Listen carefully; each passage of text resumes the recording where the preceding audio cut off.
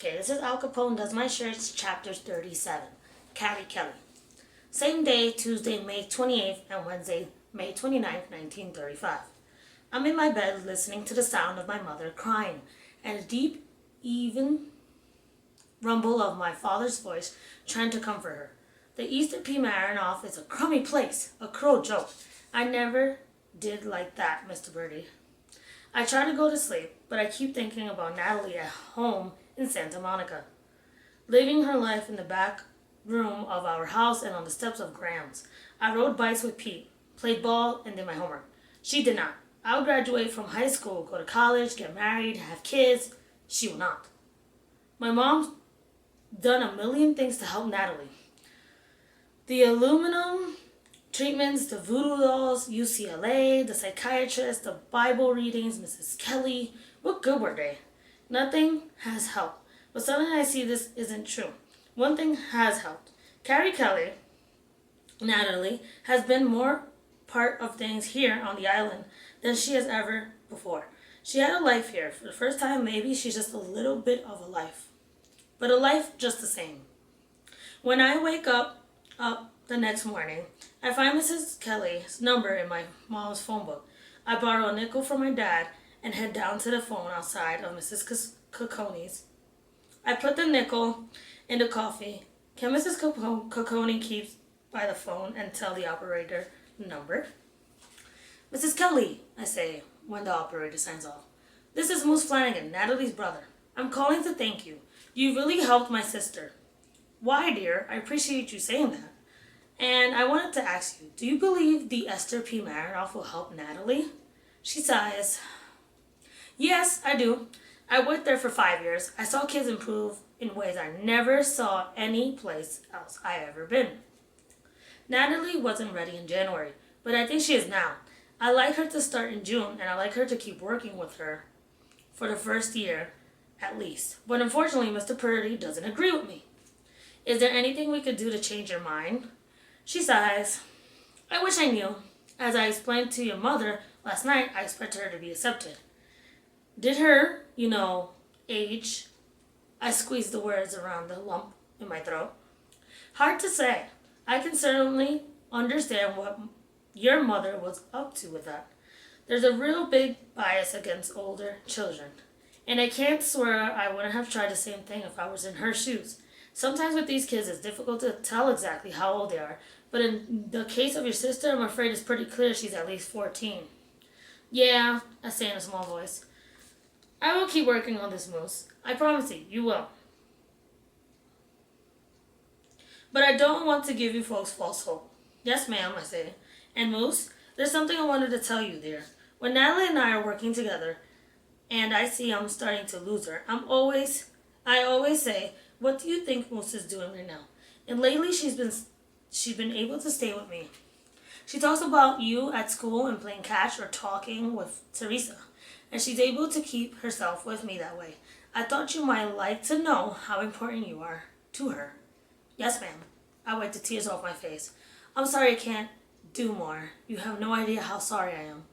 When I hang up the phone, I know I have nothing to do. Have to. I have no idea what. I wonder if this is how my mother feels, how she always felt. Now I understand when you love someone, you have to try things even if they don't make sense to anyone else.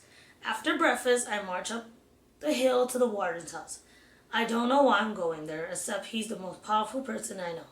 If anyone can change this, he can. But the closer I get to the warden's house, the slower my feet go. The warden will be at work in the cell house. If I want to talk to him, I have to knock on that door. I stare at the big steel cell house door, unable to move forward or back. My heart beats in my ear, and my hands are ice cold. I stay stuck until a voice calls my name. Hey, Moose, what are you doing up there? Are you supposed to be in school? I spin around to see Mr. Trickle.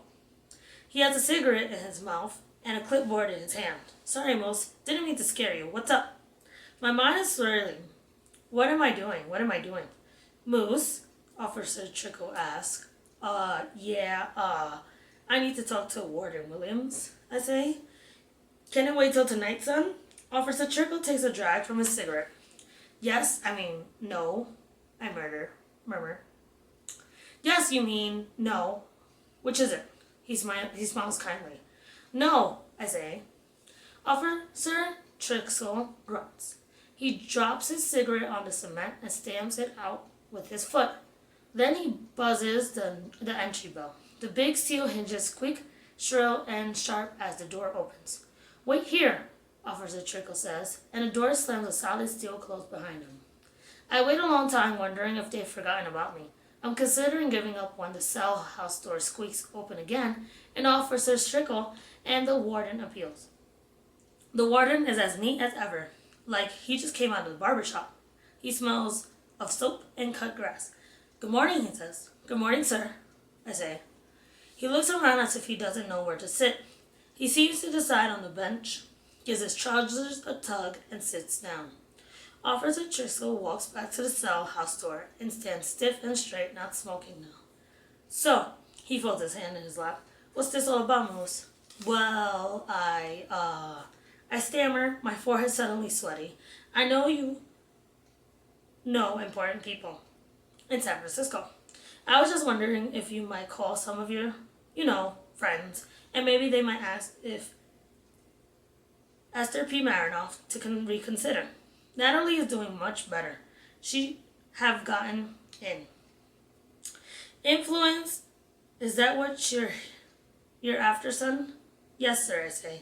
I'll give it some thought, but offhand I can't come up with anyone who might be helpful with this. He sighs and shakes his head. He seems truly sorry. We sit silent for a moment. The warden looks at his watch. Now it's time you were in school. Bet you can make the 8:30 if you run like the Dickens. He pats my arms and gets up. Thanks, sir, I said, but I had an idea. He makes a pain noise in his throat. I was thinking, my voice cracks. The idea is crazy, but I can't stop myself. How about Al? Excuse me, the warden asks. I clear my throat and try to say it louder, but it still comes out in a croak. Al Capone? The warden squints his eyes, just like Piper does. He makes an annoyed sound and shakes his head. Oh, please, don't tell me this is another stunt. No, sir, I'm serious. He's the only one who can do this. Moose, that's nonsense. I think you know it. I think he could. He sighs a long and labored laugh. First off, that's doubtful. But even if he could, do you really think I'll allow it? I've built this place on fairness, on treating all the convicts the same. If I were to ask Al Capone to do me a favor, what kind of precinct would that be setting? He was sent here because he got preferential treatment in Atlanta, ran his empire from prison while the government footed the bill, brought his own furniture, oriental rugs, silk underwear, treated him like royalty behind bars. Do you think I want to pave the way for something like that here?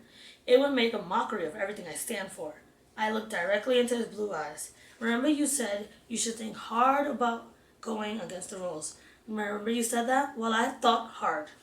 The warden meets my gaze. I see that, he says, but in this case you were asking me to bend the rules, and I'm not about to. You may think it's the right thing to do, but I do not. You don't have to give him anything. Just ask him. What's the harm of asking, sir? The warden takes a deep breath.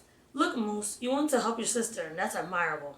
But I can't help you with this. Your parents will work something out. Now run along. Run along? Run along?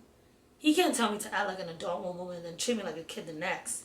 This makes me so furious my mouth shoots off before I can stop it. You didn't mean it, did you, sir? It was just a speech.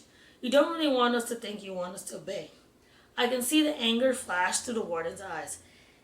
He takes his foot off the bench and stands straight. I know you and your family have been through a lot, so I'm going to ignore the comment. But if you speak to me like that again, I will have you and your family off the island in the blink of an eye. Do you understand me? Yes, sir, I say, my whole body trembling. He continues to stare and then seems to decide I've gotten his point. He sighs and crosses his arms. Look, son, it isn't that easy. The world isn't going to kiss your boots because you learned to think. You answered your question. It's no. Now, if you'll excuse me, I have things to do.